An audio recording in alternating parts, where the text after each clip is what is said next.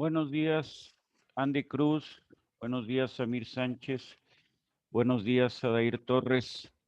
Vamos a iniciar a las 7 en punto, entonces en 4 minutos iniciamos. Buenos días, profesor. Buenos días, profesor. Profesor. Ahorita iniciamos, ¿eh? Aguántenme un poquito nada más.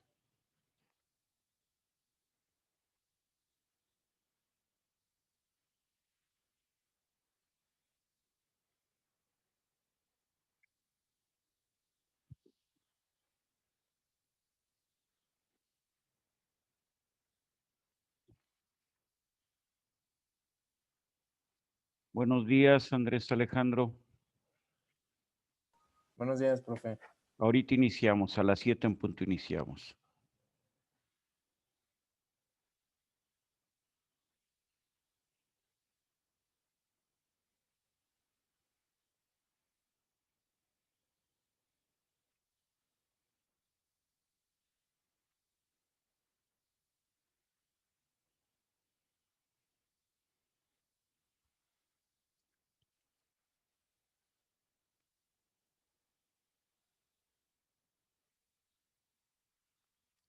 Buenos días, Miguel.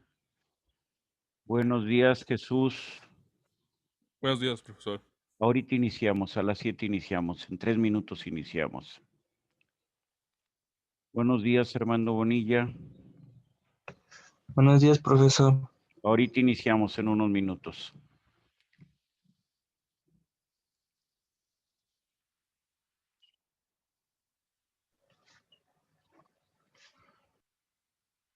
Buenos días, Osvaldo. Buenos días, profesor. Ahorita iniciamos. Sí.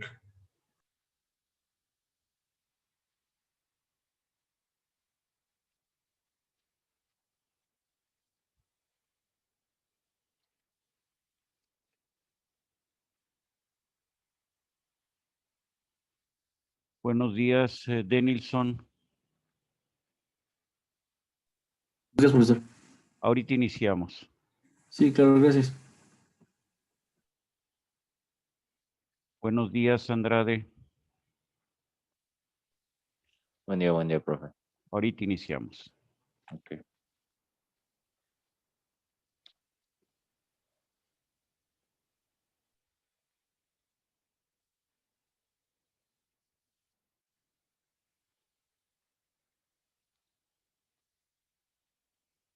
Buenos días, Adrián. Buenos días, profesor. Ahorita iniciamos.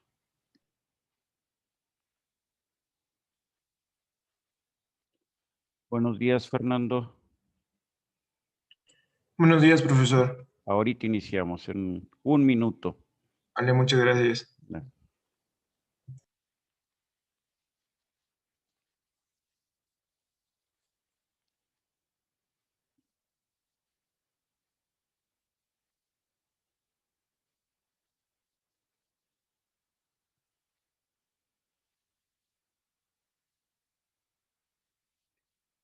Buenos días, Gilberto.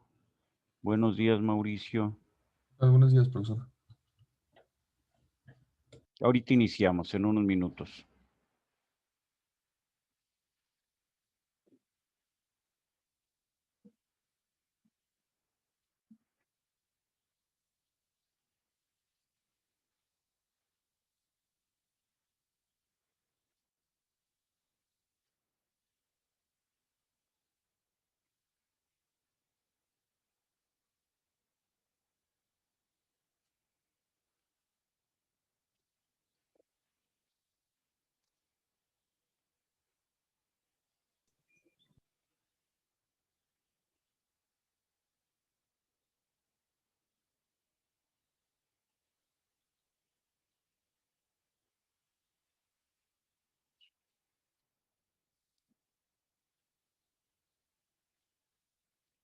Muy buenos días a todos ustedes. Espero que me escuchen con claridad. Son las 7 de la mañana de este martes 23 de febrero. Vamos a dar inicio a nuestro curso de mecánica de sólidos. Les comento, voy a iniciar normalmente, voy a abrir la sesión 5 minutos antes de las 7 siempre, ¿sí? 5 o 6 minutos antes de las 7, con la intención de que ustedes puedan estar ya en línea a las 7 de la mañana y de esa manera, pues, iniciar de forma ordenada. En primera instancia, me presento. Mi nombre es Armando Ortiz Prado. Soy ingeniero mecánico, electricista. Tengo un posgrado en ingeniería mecánica, en una maestría en ingeniería mecánica y un doctorado en ingeniería. Estamos aquí para el curso de mecánica de sólidos, que es un curso, me parece muy interesante y muy útil para nuestro desarrollo profesional. Vamos a llevar el curso de tal forma que ustedes participen, o sea, la intención es de que en un momento dado ustedes siempre estén participando. Cuando algo no se escuche bien o no se entienda, no se limiten en detenerme, abran su micrófono y coméntenme qué parte no se ha entendido, qué parte les gustaría que se volviera a explicar. Esto nos va a permitir que las cosas queden pues claras. Por facilidad, las sesiones se van a grabar. Hay un canal de YouTube en donde vamos a tener las sesiones, de tal manera que ustedes puedan trabajar de manera sincrónica o síncrona y asíncrona, o sea, puedan en un momento dado repetir la clase más tarde a la hora que ustedes tengan disposición o revisar aquellos puntos que no quedaron claros durante la reunión, durante la sesión. Vamos a empezar con la presentación.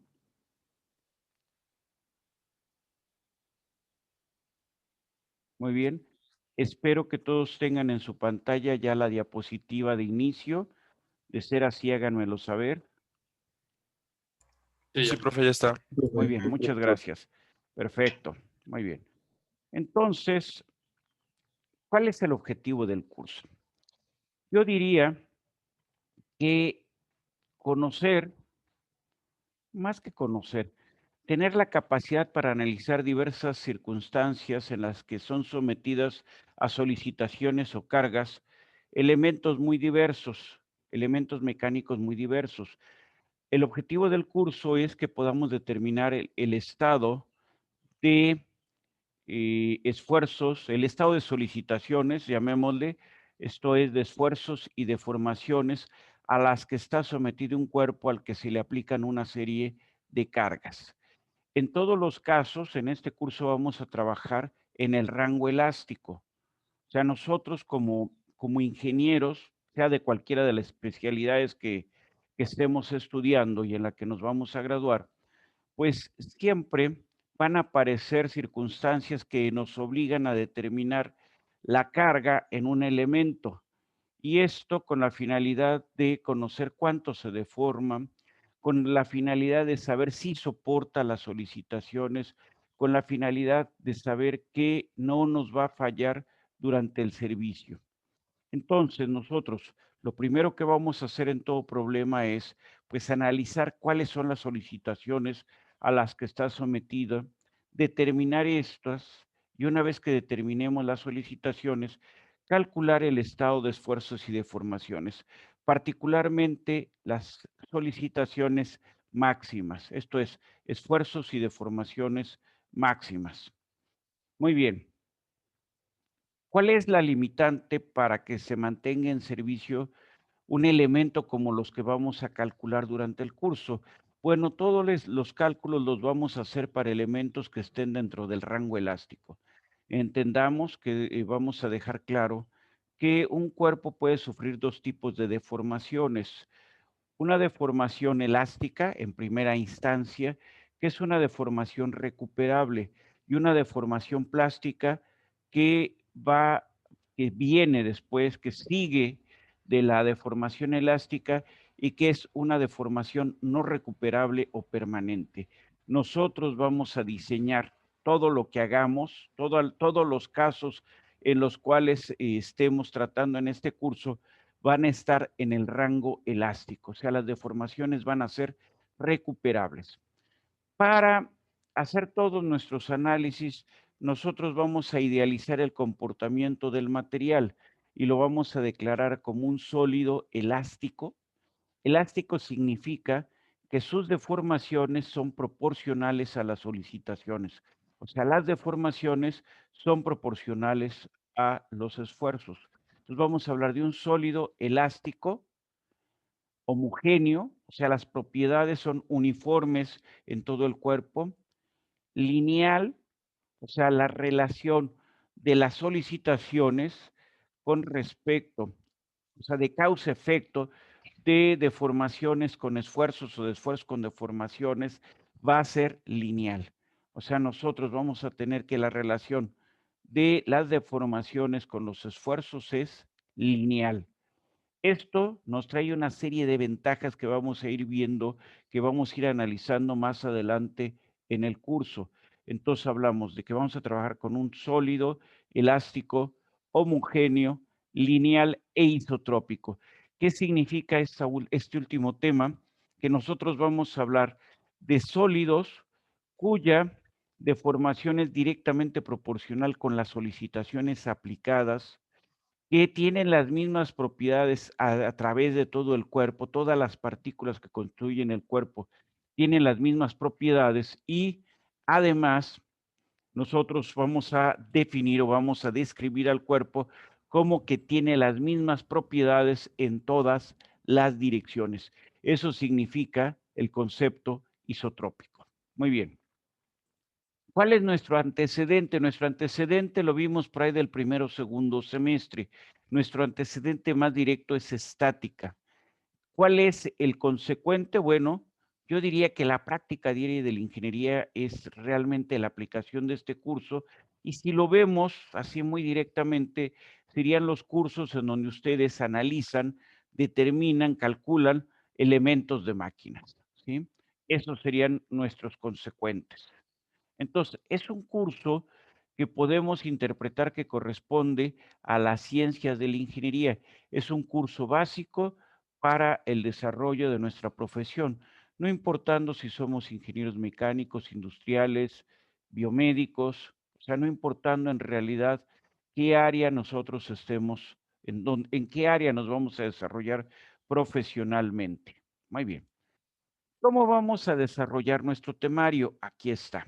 Bueno, antes, otra cosa que se me olvidaba, así como se van a grabar las sesiones y se van a publicar en un canal de YouTube específico para el curso, así también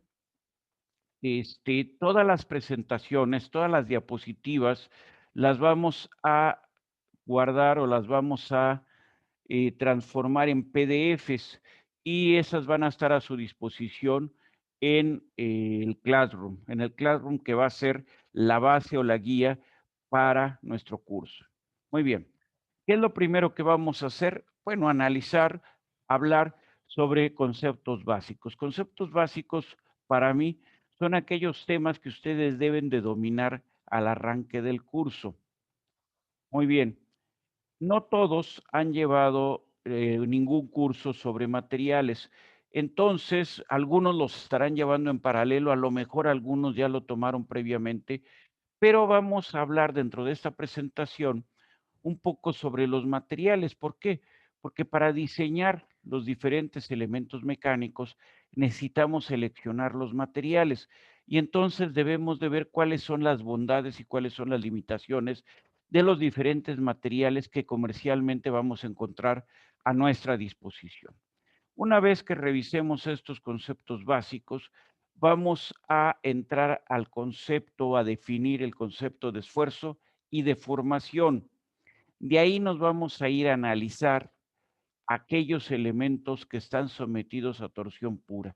Por ejemplo, los ejes normalmente están sometidos a torsión, pero también en un momento dado, en un chasis o en una carrocería de un vehículo, también hay una componente de torsión. ¿Por qué? Porque el motor, al estar trabajando, genera una torsión que debe de ser soportada por la estructura en la que va apoyado este motor, o sea, a final de cuentas en la estructura del vehículo. Muy bien, de ahí nos vamos a ir a la determinación, a la presentación de aquellos mecanismos que utilizamos para definir diagramas de fuerzas de corte y de momentos flectores en vigas. Muy bien, aquí aparece un término que les puede parecer que está fuera de nuestro curso, que es el término viga. La viga es un elemento mecánico que normalmente va a estar cargado en, vamos a decir, perpendicularmente a su eje principal. La viga es un elemento esbelto, esto es, sus dimensiones en su eje axial o en su eje longitudinal es mucho mayor, su longitud es mucho mayor que las dimensiones transversales. Entonces, una viga es un elemento como podría ser la regla que utilizamos para, pues, apoyarnos para hacer nuestras tareas. Eso conceptualizaría lo que es una viga, ¿sí? Entonces, un elemento cuyo eje longitudinal es mucho mayor que sus dimensiones transversales y que está cargado, que soporta carga de manera perpendicular o en un eje perpendicular a su eje principal. Entonces, hay muchos elementos mecánicos que están sometidos o que cumplen con esta condición que acabo de definir. Entonces, vamos a aprender a determinar las fuerzas de corte que estos soportan y los momentos flectores. Después de eso vamos a hablar de los estados de esfuerzos y deformaciones en vigas. Muy bien.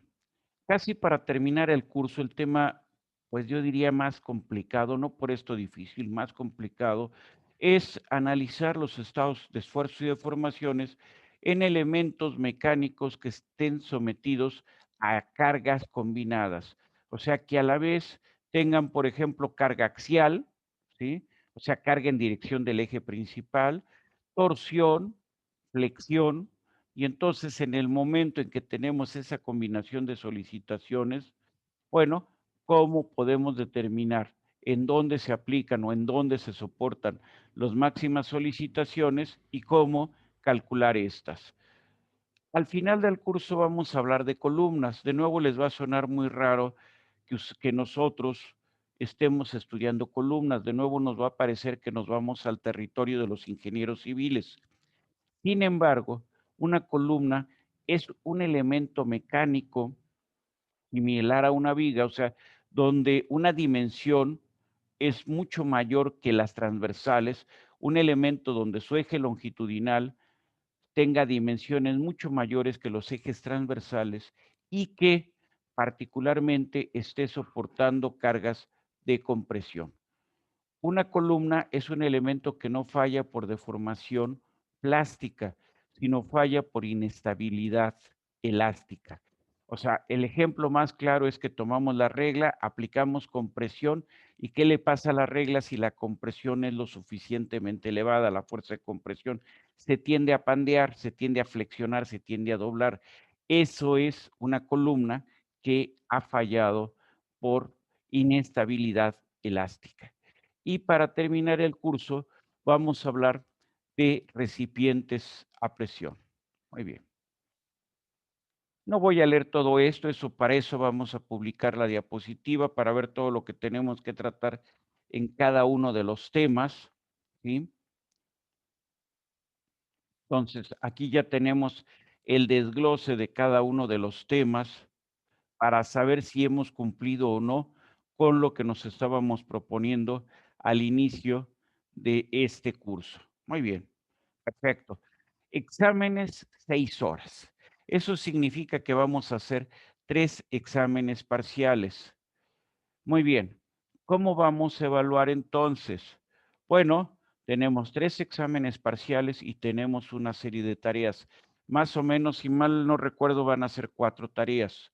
Entonces, lo que vamos a hacer es promediar esas tareas y sumar ese promedio de tareas a las calificaciones obtenidas en cada uno de nuestros exámenes parciales. Eso nos va a dar lugar a la nota final. Si vemos aquí, todos promedian con el mismo peso. Perfecto. Sin embargo, en realidad, cada examen va a ir tomando lo de los anteriores. O sea, vamos a trabajar de manera acumulativa.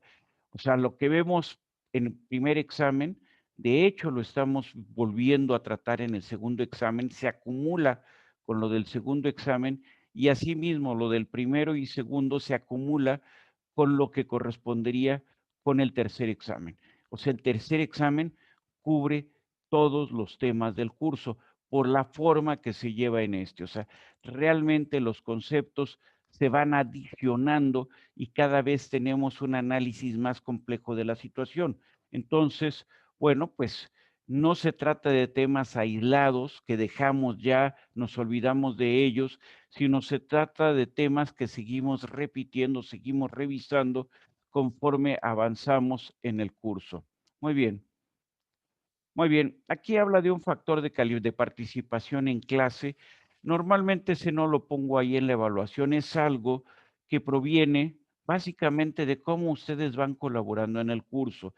Cada vez que se les pregunta, cada vez que se les invita a participar, ¿cuál es su interés en participar? ¿Cuál es su interés en colaborar con el desarrollo del curso? Muy bien, a final de cuentas, esa es una atribución que me tomo para poderles ayudar o no ya en la calificación final, en función de cómo fueron participando en el curso. No importa que estemos nosotros a distancia, de todas maneras hay la posibilidad siempre de participar. Muy bien. ¿Cuál va a ser nuestra guía? Nuestra guía es el MOT. ¿Qué es un libro? Me pueden decir, es que está en inglés. Bueno, para empezar, eso no debe de ser pretexto, pero sobre todo es un libro muy sencillo, muy simple, y de él vamos a tomar algunas cosas. O sea, el curso lo vamos a ir llevando en función de cómo plantea este libro las cosas, pero sobre todo las tablas que vienen en este texto son las que se van a publicar como material en las primeros vamos a decir, casos en que vaya subiéndose material al curso, vamos a subir las tablas de referencia del MOT para que les puedan servir a ustedes en los diferentes temas de este curso. Muy bien, ahora, cualquier libro de mecánica de sólidos les puede servir para el curso, lo único que sí usen las tablas del MOT, porque son aquellas en las que yo me voy a basar para el análisis de los diferentes problemas. Resistencias, propiedades, etcétera. Voy a tomar los valores del MOT a menos de que maneje algo diferente. Aquí una disculpa, dejé las fechas todavía del semestre pasado. Voy a corregir esto. Para la próxima clase ya está corregido. Y muy bien, hay también una página electrónica donde tenemos material que puede servir para el curso. Esta página electrónica es Materias AUP y ahí ustedes pueden revisar en particular para el curso de mecánica de sólidos qué elementos tenemos de soporte. Muy bien, muy bien. Ya sabemos, ya lo comenté al iniciar esto, bueno, pues como están las cosas, todas las sesiones las vamos a tener que hacer a distancia y van a ser a través de Zoom. Ustedes ya tienen el link, entonces no debe de haber mayor problema. Las tareas y material de soporte van a estar a través de Classroom. A través de Classroom también vamos a hacer los exámenes y ahí van a presentarse también. Les voy a entregar sus tareas ya calificadas o les voy a devolver sus tareas ya calificadas con los comentarios que al caso convenga. Lo mismo que con los exámenes. Todo lo vamos a hacer a través de Classroom. Muy bien. Dicho esto, ¿hay alguna duda? O sea, con esto estamos viendo cómo vamos a llevar el curso. ¿Hay alguna duda al respecto? No, profesor. No, profe.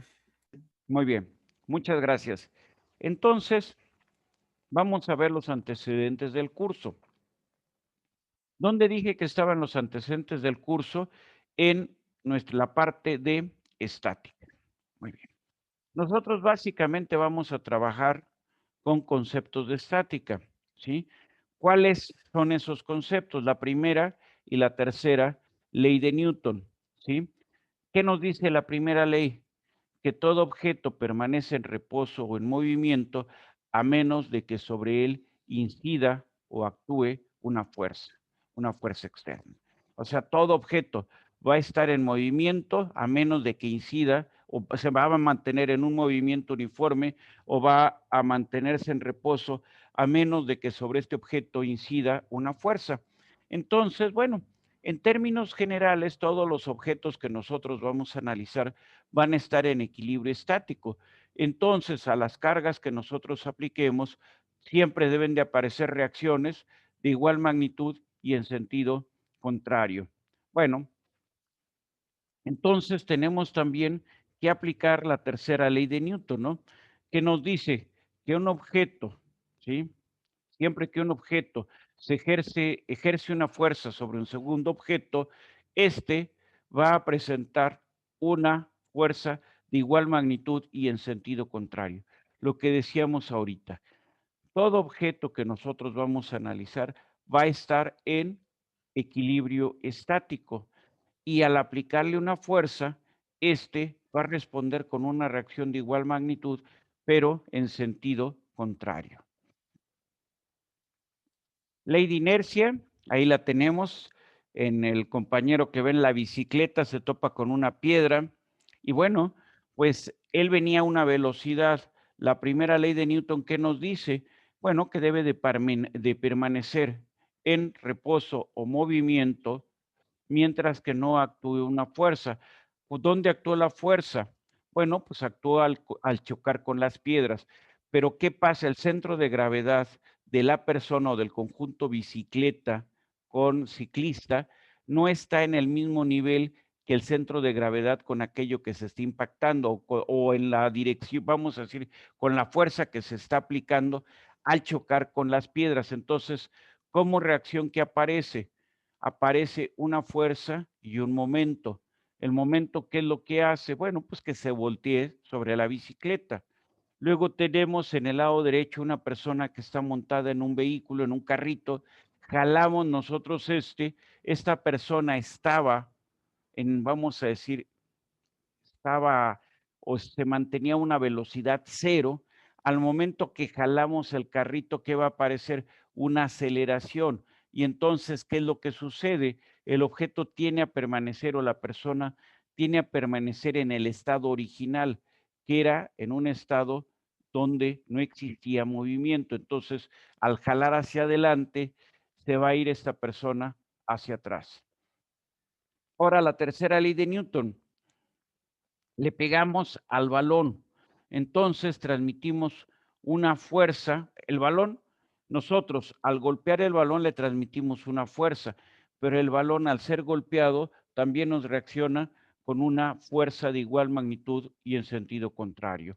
O tenemos a la nadadora al impulsarse en la pared de la alberca, se impulsa hacia adelante, pero aplica una carga hacia atrás sobre la pared de la alberca.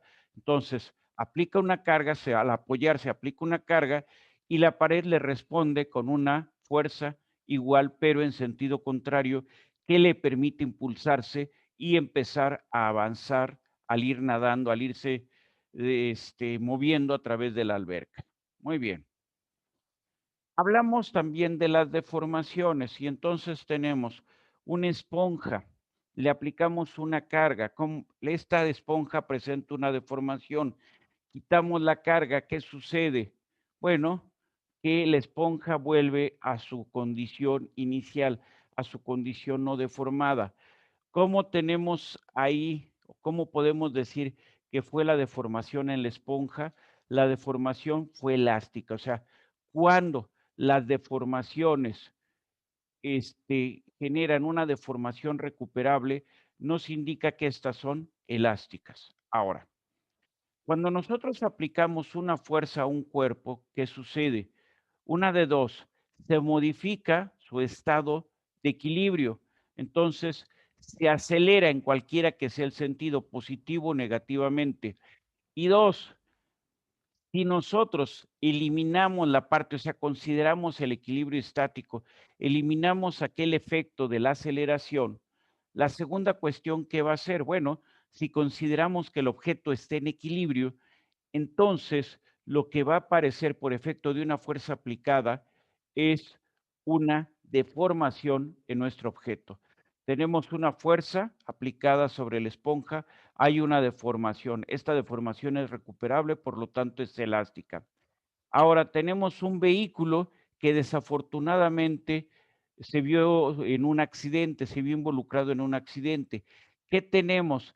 Que parte de la, bueno, de la fascia, parte del costado del vehículo presentan una deformación permanente, entonces es una deformación plástica.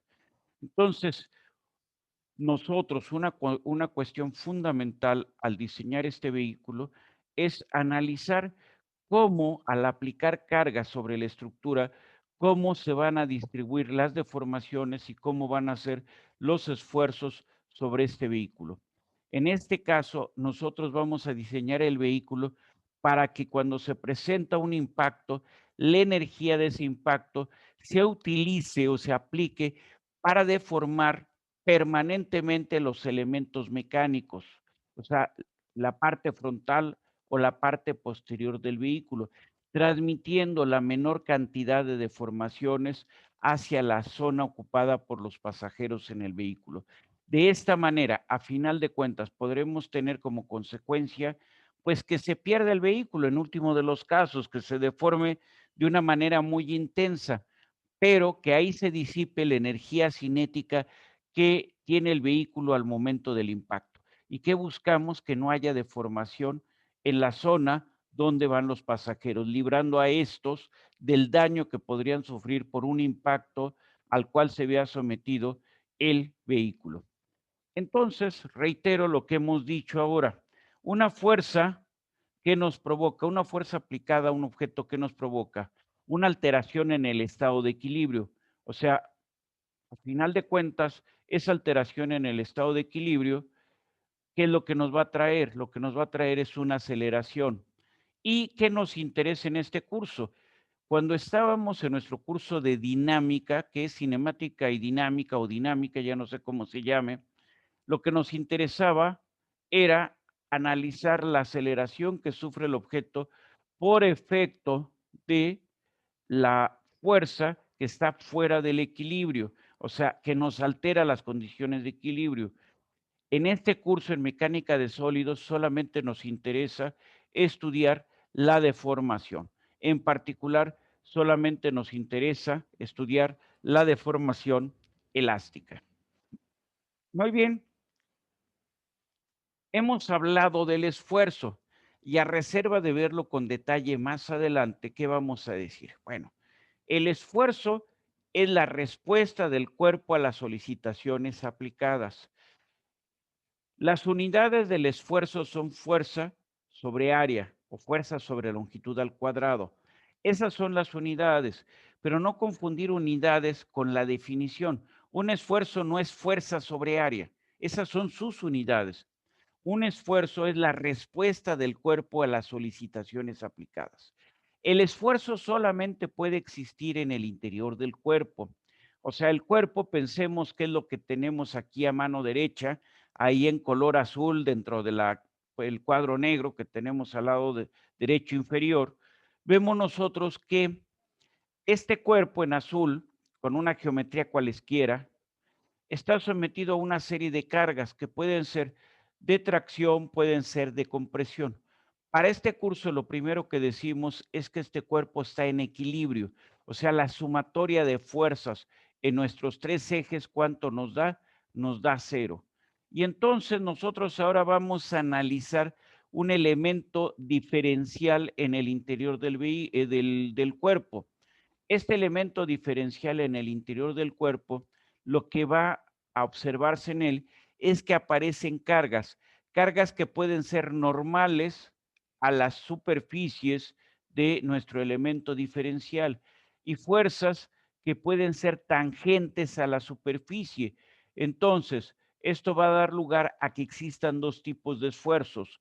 Esfuerzos normales a la superficie que provocan cambio de volumen y esfuerzos tangentes a la superficie o esfuerzos de corte que lo que provocan es cambio de forma del objeto. Entonces, Los esfuerzos es la respuesta del cuerpo a las solicitaciones aplicadas. Para hablar de esfuerzo estamos hablando del interior del cuerpo. Nunca se pueden aplicar esfuerzos a un cuerpo. Se aplican fuerzas, sean de contacto o sean fuerzas de superficie o sean fuerzas de cuerpo generadas por la presencia de un campo gravitacional, que es el que más comúnmente vamos a tener, eléctrico, magnético, ¿sí? Entonces, las fuerzas de cuerpo las produce un campo, son fuerzas que se manifiestan a distancia. Y al interior del cuerpo, esas fuerzas de cuerpo y de superficie, ¿qué nos generan? Esfuerzos normales a las diferentes superficies y esfuerzos tangentes. Los normales nos provocan cambio de volumen y los tangentes o de corte nos provocan cambio de forma.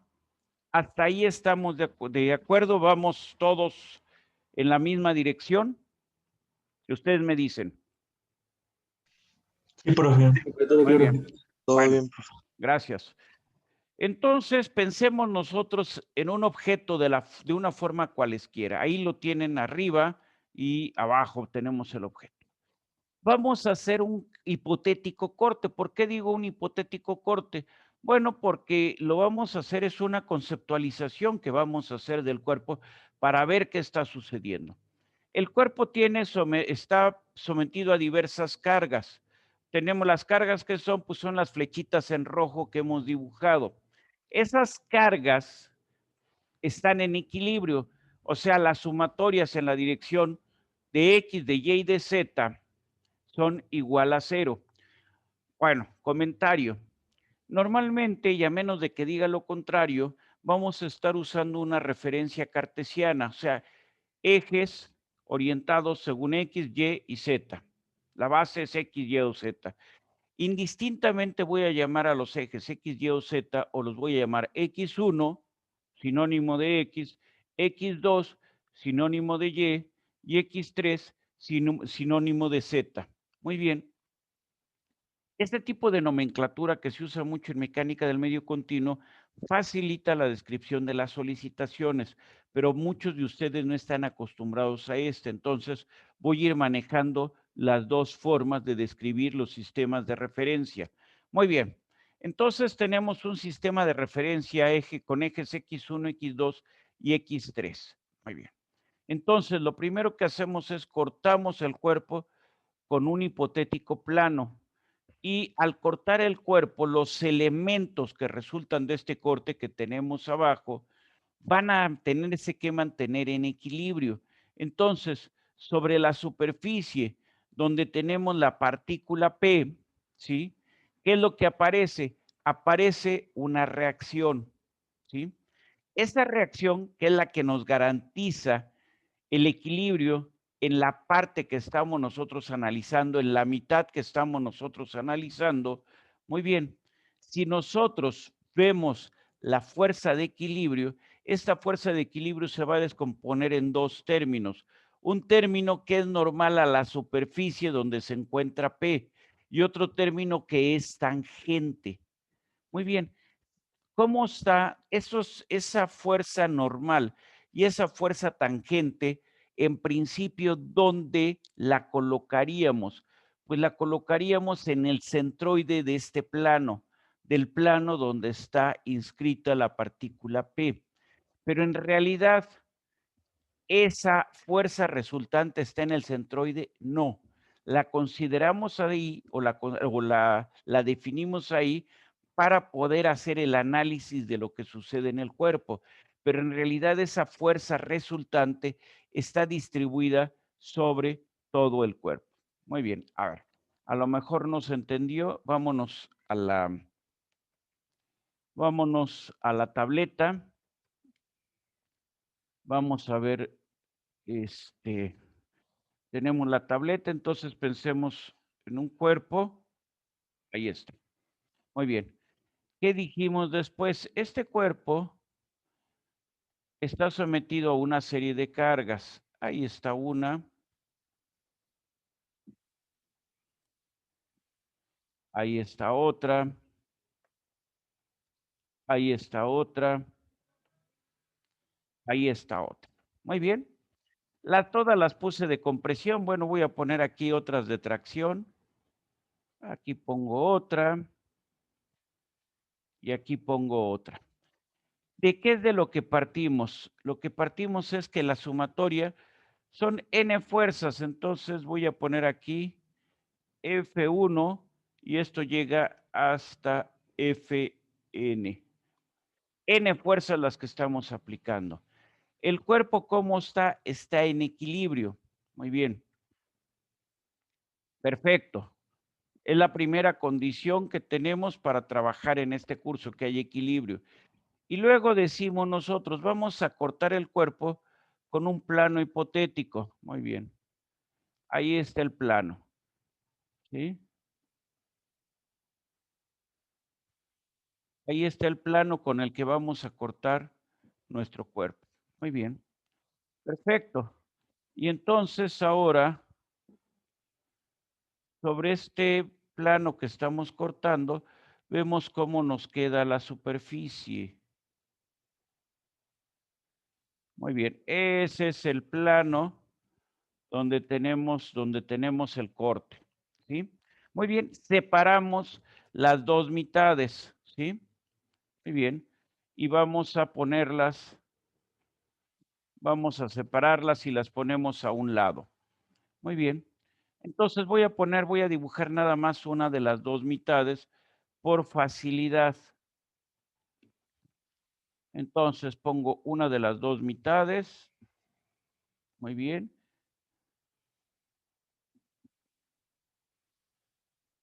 Muy bien. Ahí tengo una mitad nada más. ¿Sí? Este plano con el que cortamos, vamos a llamarlo como ustedes quieran. Normalmente los textos vienen como plano pi. Entonces aquí tenemos el plano pi. Muy bien. A esta mitad del cuerpo le estamos aplicando una serie de fuerzas. Entonces vamos a dibujarlas. Tenemos esta fuerza. Perdón, esta va al revés. Esta fuerza.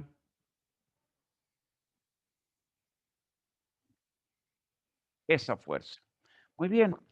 Entonces, nosotros vamos a considerar el centroide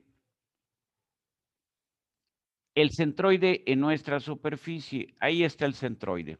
Y en ese centroide, ¿qué va a aparecer? Va a aparecer una fuerza resultante. Vamos a ponerla con otro color. Muy bien. Ahí tenemos la fuerza resultante. Entonces, tenemos la fuerza resultante. Muy bien. Ahí está la fuerza resultante. Muy bien. Ahora, nosotros, ¿dónde consideramos la fuerza resultante? En el centroide. Perfecto. Pero en realidad, en este cuerpo,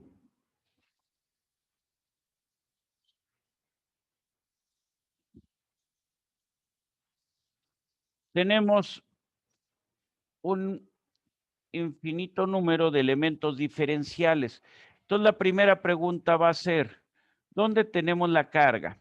¿La tenemos en el centroide o en realidad esa carga está distribuida en los n elementos diferenciales que componen el cuerpo? Ahí dibujamos algunos de estos n elementos diferenciales que constituyen el cuerpo. Espero que más o menos se vea la idea. Entonces, todos estos elementos que hemos ahí dibujado, que representan una diferencial de área, ¿sí?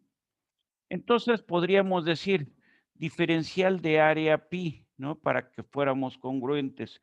Y entonces yo podría decir que la fuerza resultante es igual a la integral en el área pi ¿de quién? De una, vamos a decir una f diferencial de área. O sea, a final de cuentas, nosotros en cada uno de estos elementos diferenciales que tenemos, pues tenemos una diferencial de fuerza. No sé si estamos de acuerdo en eso. O sea, tenemos una diferencial de fuerza. Es entonces una diferencial de fuerza. ¿En qué? En una diferencial de área. Entonces, realmente, la primera cuestión, nosotros estamos haciendo una simplificación de la condición real al decir que la fuerza resultante está en el centroide. En realidad, la fuerza, ¿dónde está?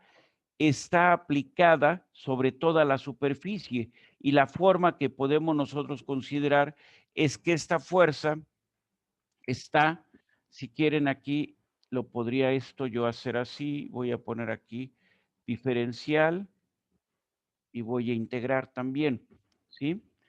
Entonces, si yo analizo de esta manera, creo que no me debe de quedar ninguna duda en que esta fuerza, sea que la considere en el centroide,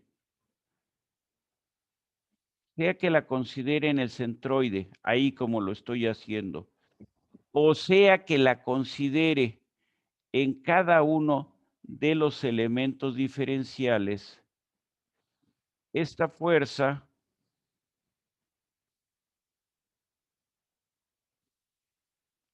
se va a descomponer en dos términos. No sé si queda claro este punto.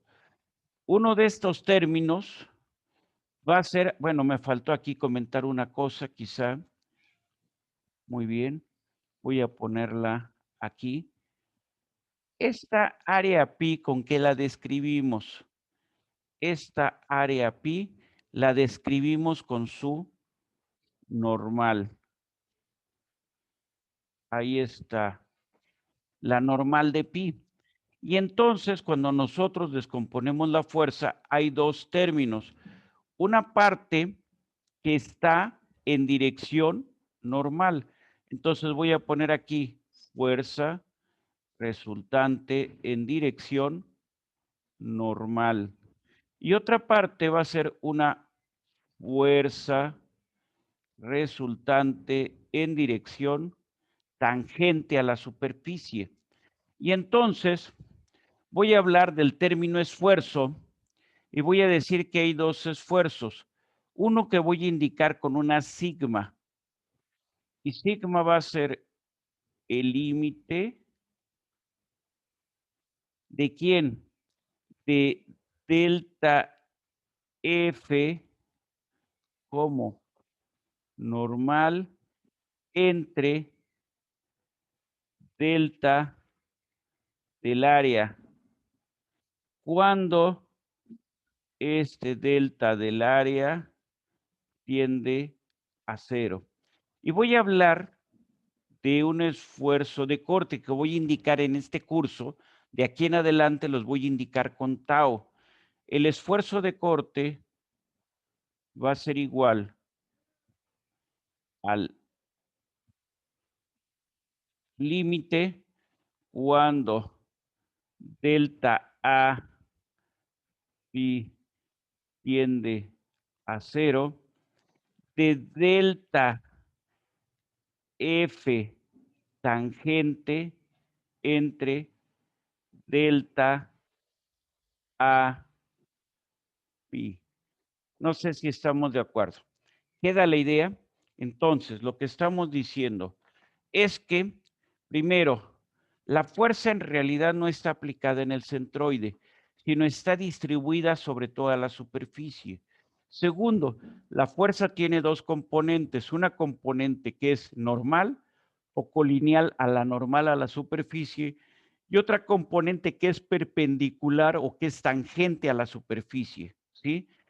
A esta componente, bueno, cada una de estas me va a dar lugar a dos esfuerzos si considero todos y cada uno de los elementos diferenciales que constituyen la superficie. Un elemento va a ser, como habíamos dicho, tangente, y el otro elemento, ¿cómo va a ser? Va a ser normal. Entonces, siempre va a haber una componente tangente y la otra componente, ¿cómo va a ser? Va a ser normal. Entonces, los esfuerzos van a ser de dos tipos: esfuerzos normales que producen cambio de dimensiones y esfuerzos de corte que producen cambio de forma. Muy bien. Y en lugar, bueno, todavía voy a seguir aquí con esto. Voy a seguir todavía con con mi pizarra. Entonces vamos a considerar ahora un elemento diferencial de volumen. Muy bien. Entonces tomamos un elemento diferencial de volumen. No es lo mejor, no es mi mejor dibujo, pero bueno, con que se entienda es más que suficiente. Ahí está, un elemento diferencial de volumen. Espero que para todos ahí esté. Ahí está. Un elemento diferencial de volumen.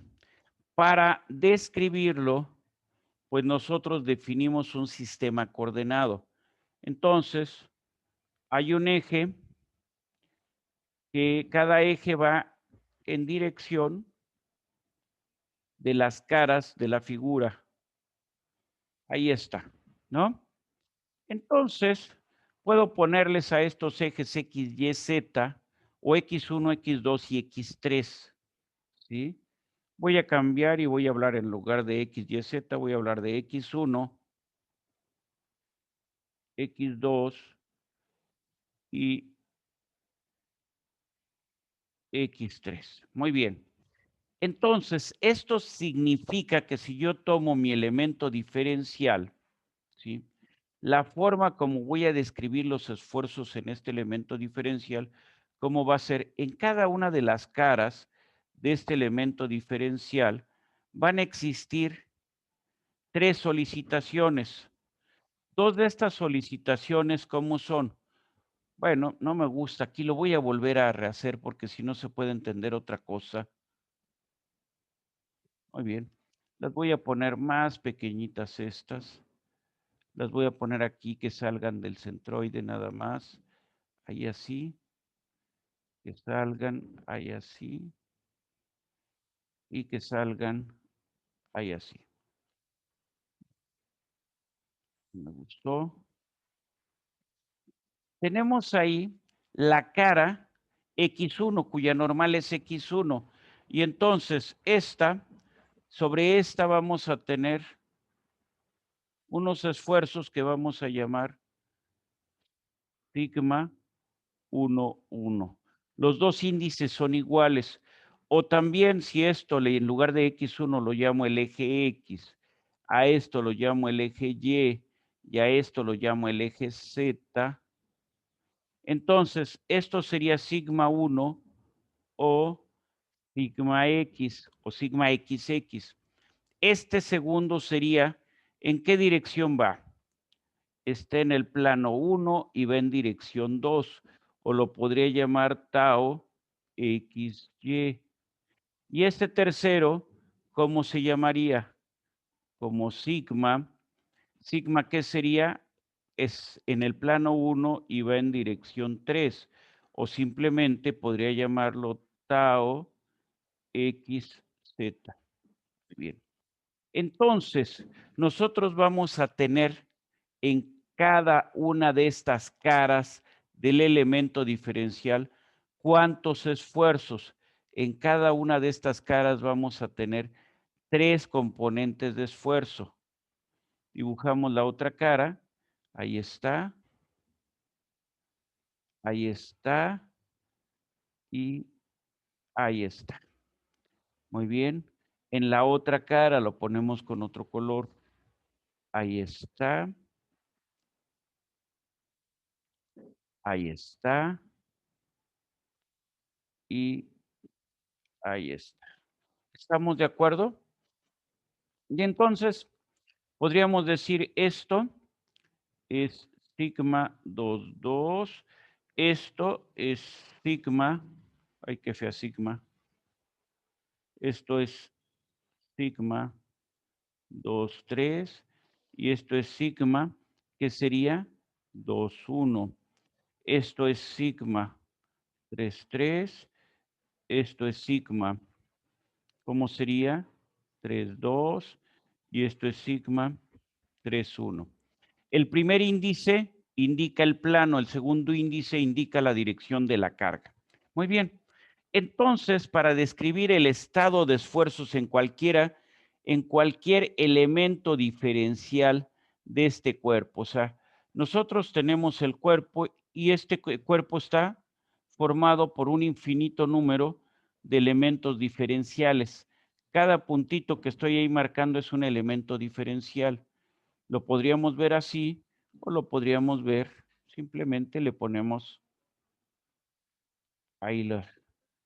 Entonces, cada uno de los elementos que constituyen el cuerpo, pues es un elemento diferencial de volumen. Espero que así quede la idea del elemento diferencial de volumen. Ahí está, ¿no? Y en cada elemento diferencial de volumen, para describir su estado de esfuerzos, ¿cuántos términos tenemos? Pues hasta 9 términos o 9 términos. Quitémosle el hasta y digamos 9 términos.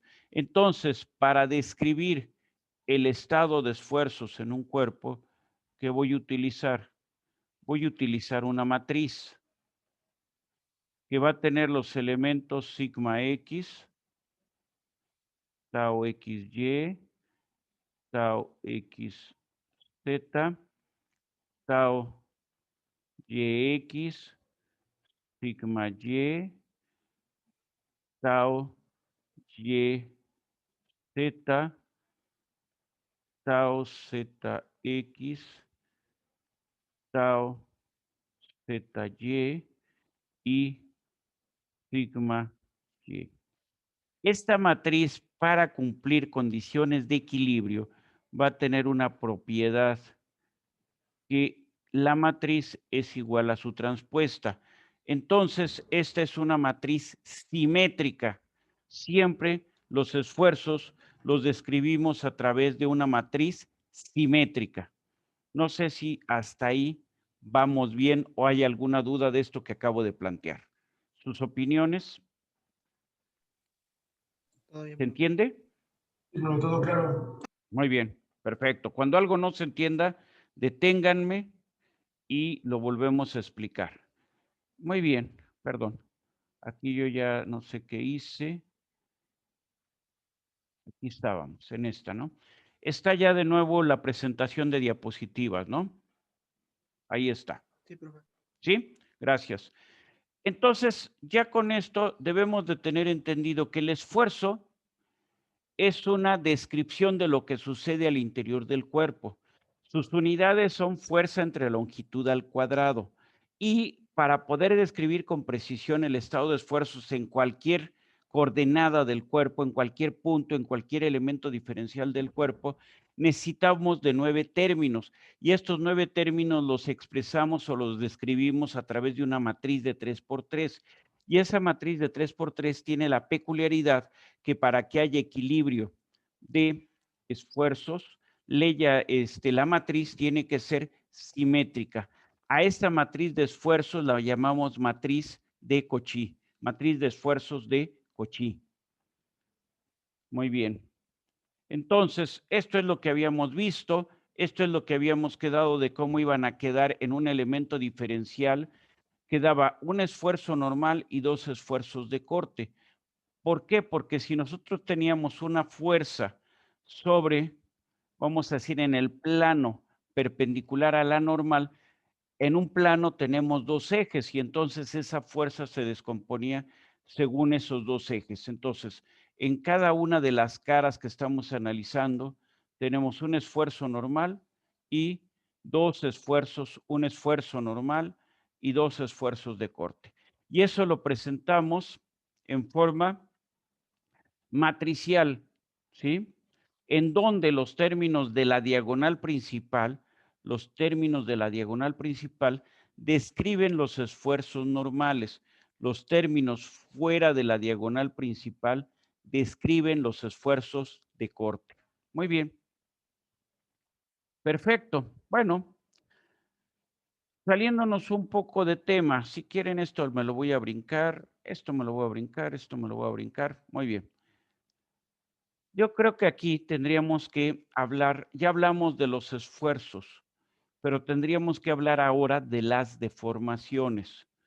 Entonces, pues podemos suponer de nuevo algo similar. ¿Cómo haríamos el análisis de las deformaciones en un elemento diferencial de volumen? En ese elemento diferencial de volumen, para que entendamos más fácil el concepto de las deformaciones, vamos aquí a volver a iniciar. Muy bien. Entonces, ¿cómo podemos iniciar? Bueno, pensemos solamente en un eje, solamente en un eje. Entonces pongo aquí un plano de referencia y ahora describo un elemento diferencial. A ver, aquí me voy a ir para atrás. Aquí. Ahí tenemos un elemento diferencial. Muy bien. Este elemento diferencial lo estamos describiendo, este elemento diferencial lo estamos describiendo en un tiempo inicial. Este elemento diferencial tiene una cierta longitud, vamos a ponerle así, una cierta longitud, y en ese elemento diferencial,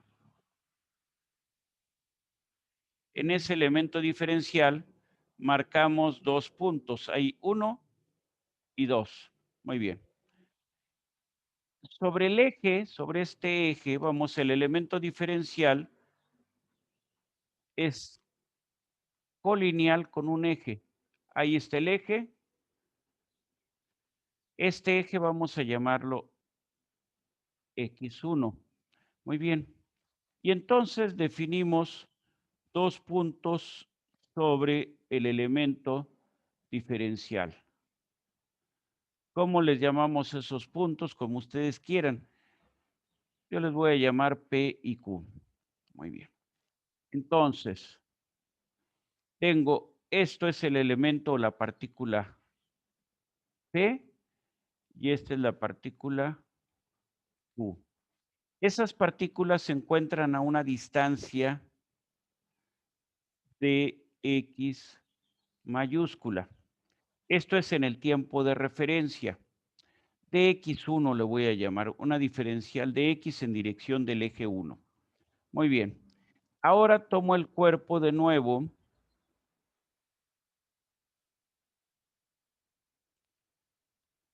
Pero lo analizo ya no en el tiempo 0, sino en un tiempo t que es mayor que el tiempo inicial.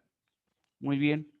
El eje no se ha cambiado de lugar, el eje sigue estando en el mismo lugar. La pieza sigue siendo colineal, perdón, aquí la vamos a poner con otro color. La pieza sigue siendo colineal al eje 1. Entonces aquí seguimos teniendo el eje X1. Muy bien, pero ¿cuál es la diferencia ahora? Ahora, hemos aplicado una carga aquí en dirección del eje 1. Ahí está la carga, ¿sí? ¿Cómo indico la carga? Le indico como la fuerza en dirección 1. Nosotros teníamos originalmente, con los colores que habíamos manejado, teníamos P y teníamos Q. Esa era la posición inicial. Pero por efecto de la carga, P se va a desplazar a la derecha y Q se va a desplazar a la derecha. Entonces tenemos ahora P y Q. Muy bien. La distancia entre estos se ha modificado. Originalmente, ¿cuánto valía diferencial de X mayúscula? Ahora, esa distancia, vamos a decir que es diferencial de X1 minúscula. Muy bien. Y vamos a definir la deformación. Vamos a decir la deformación es igual a delta L entre longitud inicial. Esto lo entenderíamos como longitud final menos longitud inicial entre longitud inicial. Y entonces, muy bien, ¿cuánto era la longitud inicial? ¿Cómo la habíamos entendido? La longitud inicial era de X1 mayúscula. La longitud final la vamos a poner con minúsculas. Es de X1 minúscula. Muy bien. Perfecto. Entonces, de X1, vamos a verlo así. Entonces, longitud final es de X1 menos longitud inicial, que es de X1 entre de X1. No sé si ahí se queda clara la idea. Entonces, para la figura sustituimos con las diferenciales que teníamos. Muy bien. Entonces, lo repito aquí. De X1, ¿qué es? Bueno, ¿cómo la podríamos ver esa de X1? Muy bien. De X1, o sea, la distancia final, bueno, aquí me falta definir una nueva variable. Voy a ponerla y la voy a poner con otro color. Muy bien. Entonces, aquí tengo esta línea que va de aquí para acá. Muy bien. En esa línea que estamos nosotros ahorita marcando, perdón, aquí esto.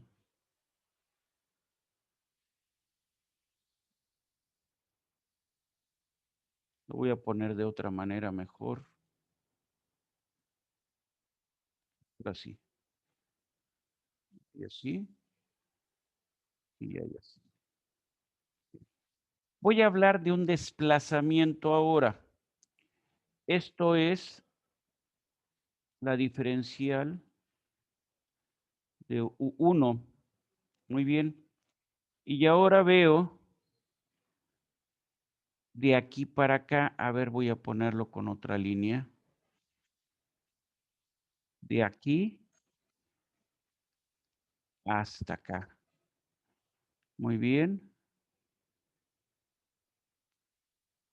Muy bien. Entonces, esta nueva distancia que estamos manejando, o sea, la distancia o el desplazamiento, U1, ¿qué es?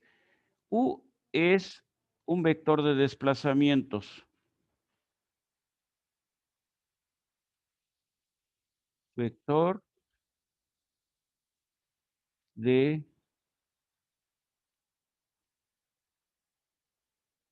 desplazamiento. ¿Sí? Y entonces aquí tendría diferencial de U1 más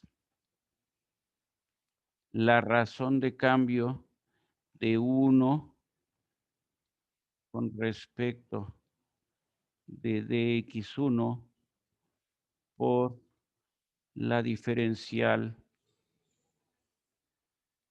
Muy bien. Entonces, este término que viene siendo Esto es el desplazamiento que sufrió Q. Esta medida que tenemos acá, ¿cuál es? El desplazamiento que sufrió P.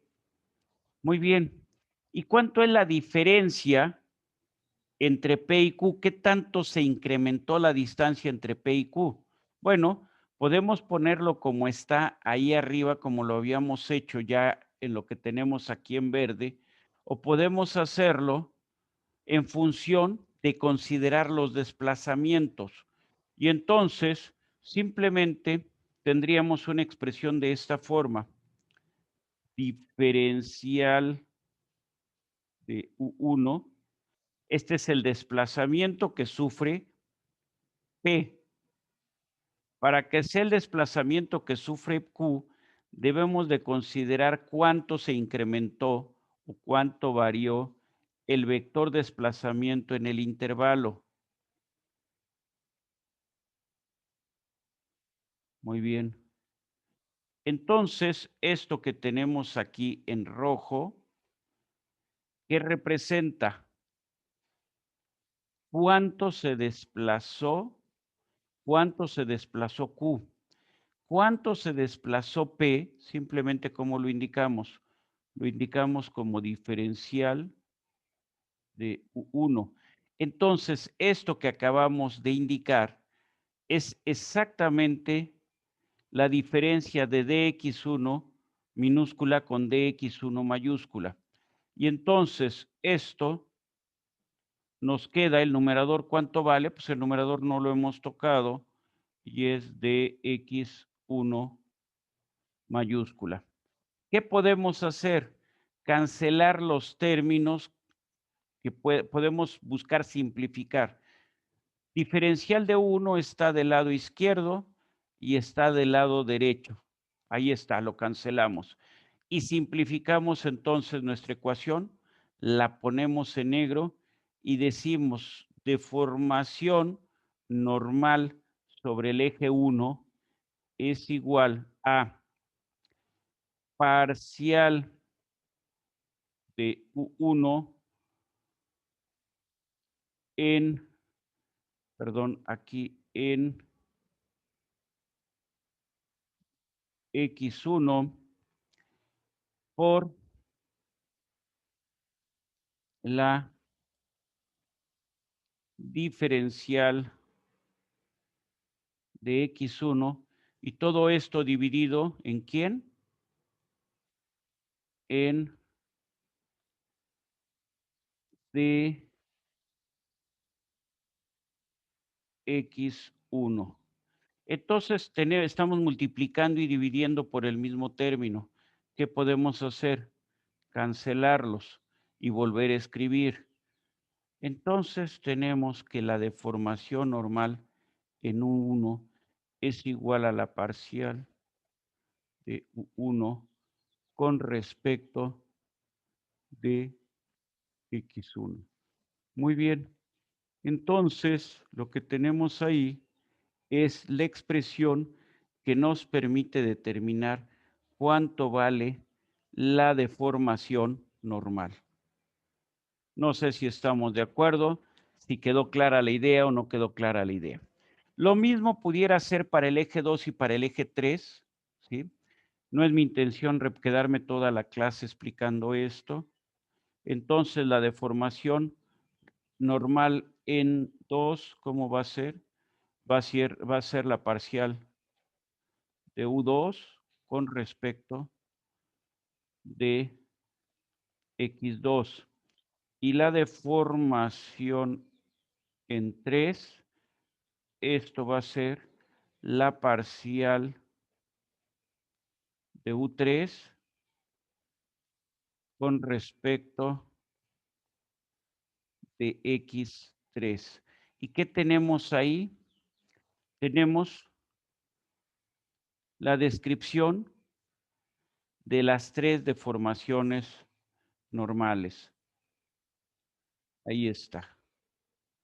Nuestras 3 deformaciones normales. O podríamos llamarla la primera. Podríamos llamarla deformación en dirección de X, normal en dirección de X, deformación en dirección de Y deformación en dirección de Z. Sin meterme más al detalle, simplemente lo que podemos decir es que la deformación, ¿por quién está dada? Es una función ¿de quién? Bueno, estos son términos del gradiente. Entonces, es una función del gradiente del vector que describe los desplazamientos. Y esto en términos generales se escribe así. La deformación, cualquier término de la deformación está dado como un medio del gradiente de el vector desplazamientos más la transpuesta de este vector de desplazamientos. Esto último no lo he demostrado, lo demostraré más adelante, pero de una vez para que se queden con la idea completa. ¿Cómo describimos la deformación? La describimos a través del gradiente del vector de desplazamientos. Particularmente la deformación se describe como un medio de la suma del gradiente más la transpuesta del gradiente. ¿Hasta ahí vamos en orden? Sí, profesor. ¿Sí? Sí, profesor. Muy bien. Nos regresamos a la presentación. Ya habíamos hablado de los esfuerzos. Podemos hablar también de las deformaciones. Las deformaciones van a ser de dos tipos: deformaciones normales, que describen cambio de volumen, y deformaciones a corte, que describen cambios geométricos. El elemento para describir las deformaciones va a ser también una matriz de 3 por 3. Y al igual que los esfuerzos, las deformaciones van a ser o van a describirse a través de una matriz simétrica. O sea, una matriz en donde la matriz y su transpuesta son exactamente iguales. Muy bien. ¿Qué es lo que deben de saber de su curso anterior? Calcular reacciones. O sea, lo primero que necesitamos para este curso es el cálculo de reacciones. Vamos a considerar en este curso puras estructuras estáticamente determinadas, ¿sí? No vamos a considerar estructuras hiperestáticas. Muy bien, entonces tenemos, por ejemplo, esta viga que soporta un cierto peso en el extremo. La pregunta que yo les haría es: determinen ustedes las reacciones sobre los elementos que soportan o que sujetan vamos a decir, al conjunto, al piso, o sea, que sujetan la placa de soporte al piso. Muy bien. ¿Dónde vamos a empezar el análisis? Sobre nuestra viga en cantilever. ¿Sí? Nuestra viga entonces está empotrada aquí en el elemento, en la columna vertical. Tenemos una viga horizontal y una columna vertical. Ese es nuestro conjunto. Muy bien. ¿Qué hacemos para calcular nuestras reacciones? Pues primero un diagrama de cuerpo libre, ¿no? Muy bien. Hagámoslo para la viga nada más. ¿La viga a qué cargas está sometida? Pues en el extremo tiene una cierta fuerza. Ahí está una carga F. ¿Depende de quién? Depende del peso de esta masa que tenemos ahí. Si vamos a ser muy detallistas, deberíamos de considerar también el peso de la propia viga. Y ese peso de la propia viga, ¿cómo lo consideraríamos? Como una carga uniformemente distribuida sobre la longitud. En este caso estamos haciendo el análisis sin tomar en cuenta el peso de la propia viga. Bueno, pues nada más estamos considerando el peso de la carga que está aquí colgada. Muy bien. Esta carga, al trasladarse hacia su apoyo, se traslada en forma de ¿qué?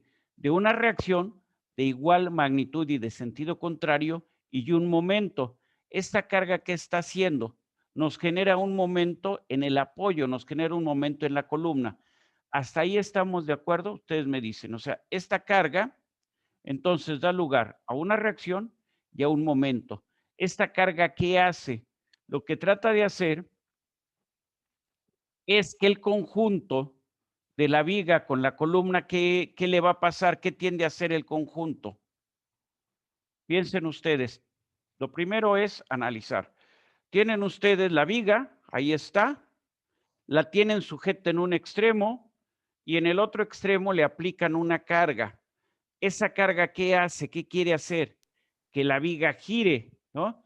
Para que no gire, ¿qué aparece en el apoyo? Un momento, o sea, la fuerza que provoca una rotación en dirección de las manecillas del reloj. Entonces, en el apoyo tiene que aparecer un momento que equilibre. Ese momento, ¿cómo debe de ir?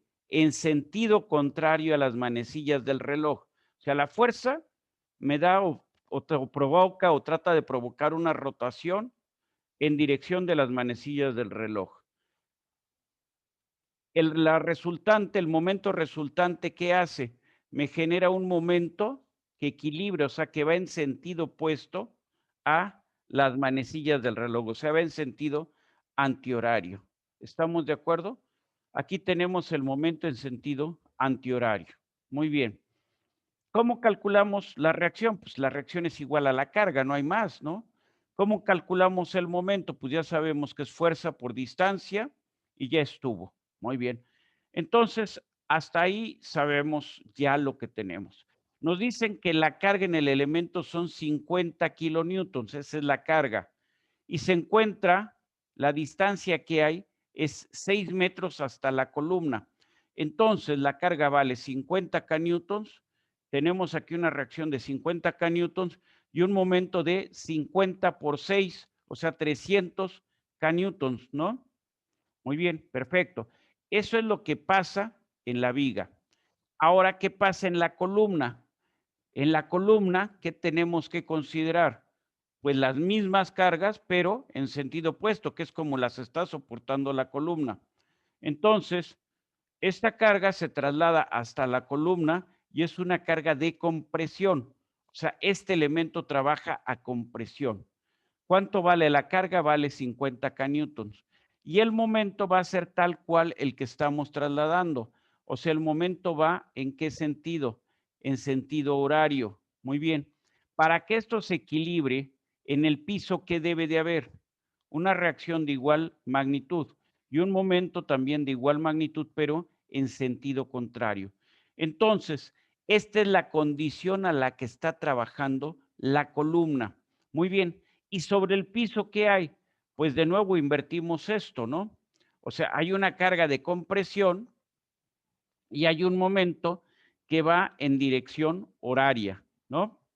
Este momento en dirección horaria, si nosotros ponemos tornillos aquí para sujetar este elemento al piso, ¿sí? ¿Qué es lo que va a tratar de hacer? Bueno, esta fuerza va a tratar de sacar los tornillos que están en la parte de atrás, o sea, va a tratar de levantar esta placa y la parte del frente, ¿qué va a tratar de hacer? De empujarla contra el piso, ¿no? Entonces, unos de los tornillos van a estar trabajando a tracción y los otros tornillos van a estar trabajando a compresión. Y esto nos va a generar un momento que se soporte en la placa. En la placa entonces soporta una carga de compresión de 50 kilonewtons y un momento en sentido horario de 300 kilonewtons metro. ¿Está la idea? Eso ustedes ya lo saben. ¿Hay alguna duda de todo lo que acabo de narrar? No, profesor. Muy bien, gracias. Muy bien. Entonces, ahora se las cambio. Como todo en el curso, lo fácil lo hace el profesor, lo difícil lo hacen los alumnos. Muy bien. Entonces, quiero reacciones en los apoyos, ¿sí? No se vale copiar el resultado. Tengo dos cargas. Bueno, tengo una carga que aquí en una orilla vale 1.5 kilonewtons y en el otro lado vale 4.5. Y la viga vale 6 metros. Denme las reacciones. Cambio esto, 1.5 en un lado, 4.5 en el otro y 6 metros. Y me voy a la pizarra para planteárselos en la pizarra. No lo voy a hacer yo, ustedes lo van a hacer. En cuanto terminen, me dicen y comparamos resultados. ¿Queda la idea? Empiecen a hacerlo, por favor.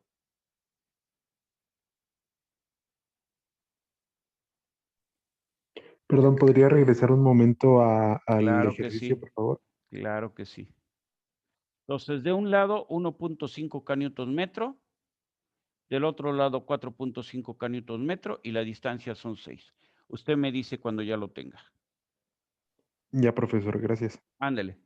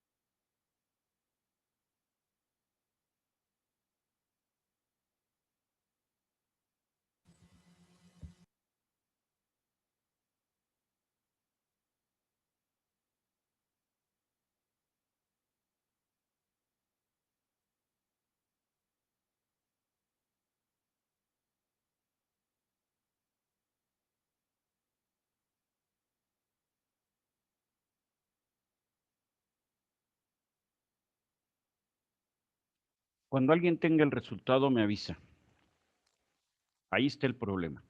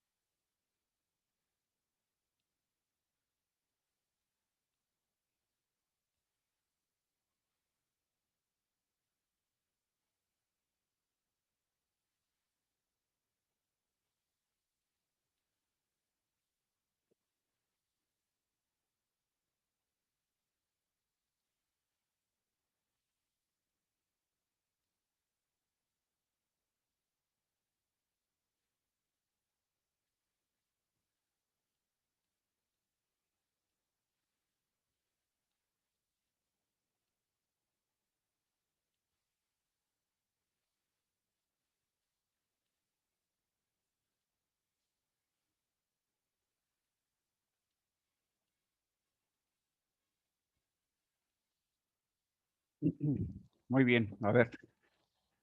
¿Llegaron al resultado o no llegaron al resultado? Sí, profesor. Sí me da ¿Sí? lo mismo. Sí, ¿Estamos de acuerdo en el resultado?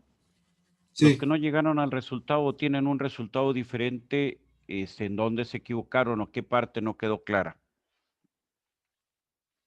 A ver, bien sencillo. Nosotros tenemos de un lado, del lado A, que vamos a llamarle, o del lado izquierdo, tenemos una carga de 1.5 kN. Del otro lado tenemos 4.5 kN. Entonces, mi propuesta es esto considerarlo como la suma de dos cargas, ¿no? Una carga que es uniformemente creciente, que es la que estoy ahorita churando en negro. ¿Sí? Esta carga va de 0 en el lado izquierdo a 3 en el lado derecho. Entonces, bueno, lo primero que vamos a hacer es sustituir estas dos cargas, la que estamos representando en color rosa, que es una carga uniforme de 1.5 kN, y una carga uniformemente creciente que va de 0 a 3, ¿sí? Al pasar desde el punto A hasta el punto B. Lo que nos han pedido son las reacciones en A y en B. Entonces, tenemos la carga uniformemente distribuida. Es 1.5 kN por ¿cuántos metros? Por 6. 1.5 por 6 es 9. ¿En dónde está esa carga equivalente? Está a la mitad. La barra o la viga tiene 6 metros de largo, entonces está a la mitad, que son 3 metros. Muy bien. La otra carga, pues saldría de la integración. Pues es cosa, tenemos nosotros, podemos sacar aquí la pendiente, etcétera, pero también veo que es el área de un triángulo. Y el área de un triángulo, o es equivalente al área de un triángulo. El área de este triángulo tiene una altura, ¿cuánto? Tiene una altura 3. No se nos olvide, aquí tenemos de aquí para acá la medida o la altura que tenemos es 3, ¿no? Entonces tenemos, es base por altura, la base ¿cuánto vale? 6. La altura ¿cuánto vale? Esta altura vale 3, ¿no? 6 por 3, 18. Entonces base por altura sobre 2, 18 entre 2 es 9. La resultante de esta carga uniformemente creciente, ¿en dónde está? Está a 2/3 de A o a 1/3 de B, como lo quieran ver ustedes. Tenemos 6 metros de longitud total, entonces 2/3 de A son 4 metros. 1/3 de B son 2 metros, ¿no? Que ahí no tenemos mayor problema para ver que la resultante está a 4 metros del nodo A. Entonces, ¿qué vamos a utilizar? ¿Qué dijimos? Estamos en equilibrio estático. Muy bien, o estamos en equilibrio, ya, quitémonos lo demás. Muy bien, entonces, vamos a trabajar con sistemas estáticamente determinados. En un sistema estáticamente determinado tenemos que la sumatoria de fuerzas vale 0 y la sumatoria de momentos, en este caso, tenemos un apoyo simple. Del lado derecho en B, ¿qué puse? Puse una ruedita. Esa ruedita, ¿qué sentido tuvo de ponerla ahí? Ahí si quieren, ahorita la pongo en otro color, ahí está. Puse una ruedita. ¿Qué estoy diciendo con la ruedita? Que el elemento de B se puede desplazar, ¿sí?, sobre el eje de la viga. B puede moverse sobre el eje de la viga, ¿sí? Entonces aquí tenemos el eje, ahí está. Entonces B se puede mover sobre el eje de la viga. ¿Y qué pusimos del otro lado? Del otro lado, ¿qué se puso? Se puso, pues, un triangulito. Ese triangulito, ¿qué representa? Que el nodo A no se desplaza, está fijo, está, si quieren verlo así, está empotrado en el sentido de que no tiene desplazamiento axial. ¿Cuánto vale el desplazamiento axial del punto A? 0. En este caso, esto de que uno pueda tener desplazamiento y el otro no tiene algún efecto, no, pero así es como tenemos que representarlo para no tener ninguna duda. Como es una viga simplemente apoyada, entonces en los nodos A y B, ¿cuánto vale el momento? El momento vale 0. Entonces sabemos que la sumatoria de fuerzas en dirección de Y, ¿sí?, es igual a 0. La sumatoria de momentos tanto en A como en B, ¿cuánto va a ser? Va a ser igual a 0. Abajo, ¿qué construimos? Nuestro diagrama ya simplificado con las cargas equivalentes. Entonces tenemos reacción A más reacción B, ¿cuánto vale? Vale 18. Aplicamos la segunda ecuación, decimos sumatoria de momentos en A es igual a 0. Muy bien, entonces tenemos este 9 que está aplicado a 3 metros, estos 9 kN, ¿qué me generan? Me generan un momento horario. Estos otros 9 kilonewtons que están aplicados a 4 metros, ¿qué me generan? Un momento en dirección horaria. Entonces tienen el mismo signo los dos momentos. Entonces fuerza por distancia, 9 por 3 y 9 por 4. Muy bien, pero RB me va a generar el equilibrio.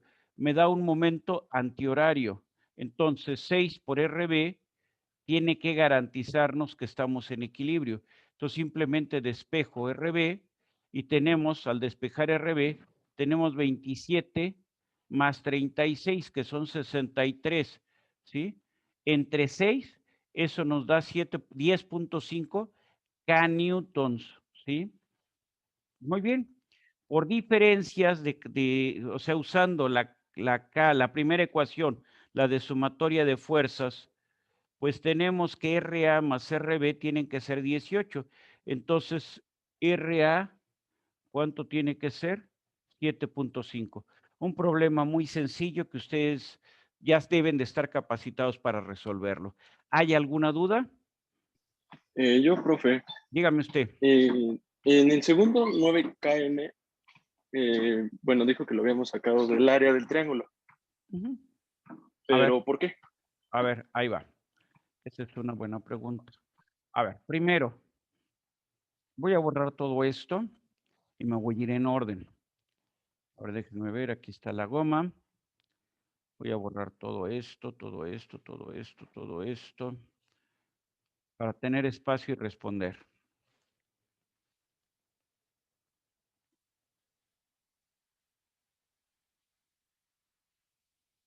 Muy bien. A ver, vamos a ponerlo entonces en negro. Lo primero que ya hacemos es descomponer el sistema en dos elementos. Hacemos superposición de efectos. O sea, estrictamente entonces, lo que vamos a hacer es separar el problema en dos problemas. ¿Sí? Muy bien. Un primer problema, ¿cuánto es o cómo vale? Tiene una carga uniforme, ahí está, que llamamos W de X. En el segundo, tenemos una carga que viene así. Buena voluntad, ahí está. Muy bien. Muy bien. Esto es igual a lo que teníamos anteriormente. Ahora, la que tenemos aquí arriba, vamos a irla poniendo por etapas. Con negro, esto no, esto negro. Así. Y luego pongo esta. Muy bien. Entonces, las reacciones, no hay problema, las ponemos ahí así, ahí así, ahí así.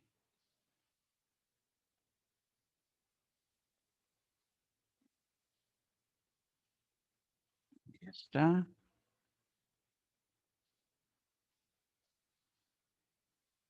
Está. Ahí está. Y ahí está. Muy bien.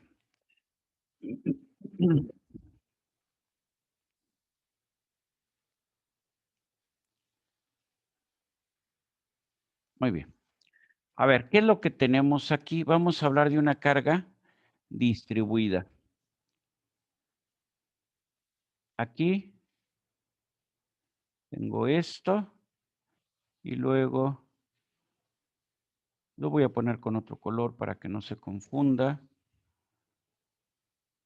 A ver, voy a usar este color.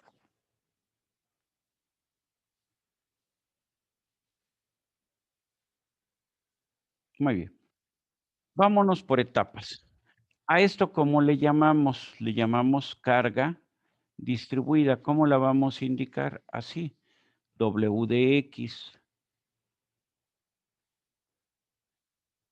En este caso, W de X, ¿cuánto vale? Bueno, la carga vale 1.5 kN.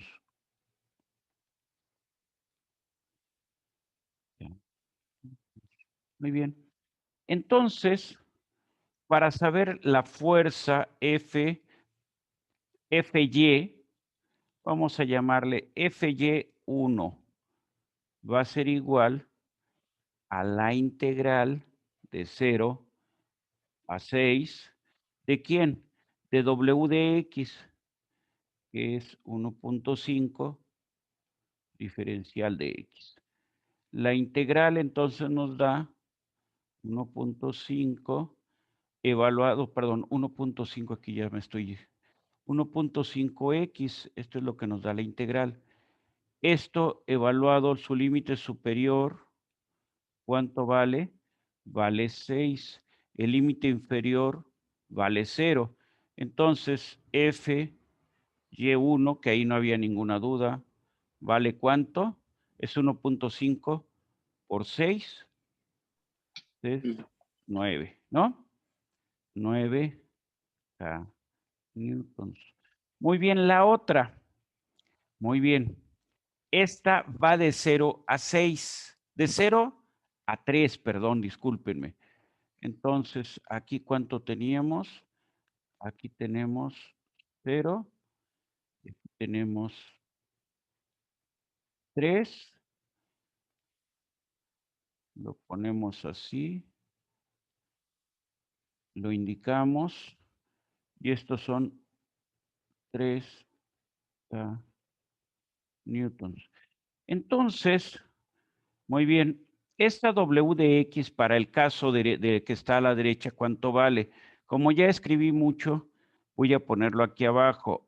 W, la carga uniformemente creciente. Muy bien, es 3. Al inicio es 0, al final es 3. ¿Y la distancia cuánto vale? Vale 6. Entonces la pendiente, ¿cuánto va a ser? Es 0.5 X. O sea, esta recta, ¿cuánto vale? Tiene una pendiente 0.5. Pasa por el origen, o sea, al inicio, ¿cuánto vale? Vale 0, ¿sí? Y al final, ¿cuánto vale? Vale 3. Entonces, podemos decir, lo ponemos con otro color, podemos decir que la fuerza para el caso uniformemente creciente es igual a la integral de 0 a 6. ¿De quién? De 0.5 X diferencial de X. Muy bien, ¿esto cuánto va a ser? Me va a quedar 0.5 X cuadrada. ¿Entre quién? Entre 2. Y esto evaluado en 0 y evaluado en 6. En 0, ¿cuánto vale? Pues vale 0. Entonces tenemos en 6 es 6 al cuadrado es 36 por 0.5, 18. Entre 2, 9. ahí está su resultado. Como estamos Ok. integrando, es el área bajo la curva. Todo esto lo dejé de lado y me fui directamente y dije el área bajo la curva ¿de quién? De un triángulo, ¿sí? De una figura geométrica que es un triángulo, y esa área es base por la altura entre 2, o sea, 6 por 3, 18, entre 2, 9. Pero la forma correcta es como lo acabo de hacer. ¿Está claro? Así no hay pierde. No importa qué tan complicada sea la forma de la carga o la descripción de la carga, es un principio que estamos usando, ¿no? Simplemente estamos integrando. ¿Qué estamos haciendo? Estamos diciendo que la carga es igual a la integral en el intervalo desde, perdón, ¿de quién? De W de X diferencial de X. Eso es todo lo que hicimos. ¿Es claro para todos? Ustedes me Sí, dicen. profe. Sí, profe. ¿Sí? ¿Continuamos? ¿Sí? Muy bien. Vamos a darle 4 minutos ya nada más. Voy a tratar de terminar siempre 10 minutos antes para que si hay alguna duda todavía tener tiempo, y si no, para que les dé tiempo, cuando menos, de descansar un poco, de distraerse un poco antes de su siguiente clase, suponiendo que la tienen a las 9. Bueno, esto es todo el desarrollo del problema, cómo lo habíamos hecho, lo separamos. Aquí tenemos las cargas concentradas, ¿sí? En dónde están las cargas equivalentes. Aquí estamos usando un principio que es el principio de Coulomb, que nos dice que dos cargas generan los mismos efectos, vamos, son equivalentes cuando generan los mismos efectos en un elemento o en una posición que está distante del punto de aplicación de la carga. Entonces, en realidad esta carga uniformemente creciente la estamos sustituyendo o representando por una carga concentrada. Y esta carga, ¿cómo le pudiéramos llamar? Esta carga uniforme, ¿sí? Sobre toda la viga, también la estamos representando por una carga puntual o concentrada. Lo único que las tenemos que poner en la posición del centroide. En este caso, la posición del centroide, pues es precisamente el centro de la viga, y en este caso tenemos un triángulo, entonces estamos a 2/3, como está el triángulo, del vértice, vamos a decir, del vértice izquierdo, ¿sí? Hicimos el desarrollo y tenemos las cargas, ¿no? Fue todo lo que hicimos, no tiene mayor chiste. Muy bien, normalmente, a ver, cuando uno está trabajando, nadie le da a uno los datos, uno los tiene que... El mayor problema cuando uno está trabajando es que, primero, no nos dicen cuál es el problema, o sea, nos dicen que hay que resolver algo, no nos dicen cuáles son datos y cuáles son las incógnitas. Entonces, lo primero que tenemos que hacer es visualizar esa parte. ¿Cómo lo podemos hacer? Bueno, a reserva de ya hacerlo a detalle la próxima clase, tenemos un edificio en el cual hay un balcón o hay un volado, como ustedes quieran llamarle. En ese balcón se acumula, pues en México, quitando ahorita en el norte que ha habido nevadas, nunca caen nevadas, pero lo que sí caen son granizadas. Entonces, la lógica, por la forma en cómo se va depositando la nieve o el granizo, es que se distribuya tal como se marca en la figura. Lo equivalente a esta distribución, ¿cuál sería? Lo equivalente a esta distribución sería una carga uniformemente creciente que va del vértice derecho hasta la pared del edificio, ¿sí? Muy bien. Para eso tendríamos que ver cuál es la altura máxima que alcanza la nieve en el lado izquierdo, o sea, en la pared del edificio. Y segundo, tendríamos que tener muy claro cuál es la densidad. No me voy a romper 2 neuronas y voy a decir que la densidad vale 1. ¿Sí? Simplemente por facilidad. Entonces, en este caso, nos dice que la carga distribuida es de 4,800 canewtons metro cuadrado, ¿sí? Donde esta cosa tiene 2.4 metros de volado, y lo que nos dice, tendríamos que ver cuántos metros tenemos de ancho, cuántos metros de profundidad. para ver esto con qué equivale. No sé si queda clara la idea, ¿sí? Entonces, vamos a leer, no voy a resolver en este momento. Ustedes, la idea es que lo intenten resolver, no es tarea, es simplemente para que ustedes vayan viendo cómo manejan los conceptos, ¿sí? Muy bien. Entonces, nos dice así, considere la estructura de la figura, una viga en voladizo, y partiendo de que la carga se distribuye de manera uniforme decreciente, o sea, de la pared hacia el borde es uniforme decreciente. Determine reacción en el apoyo.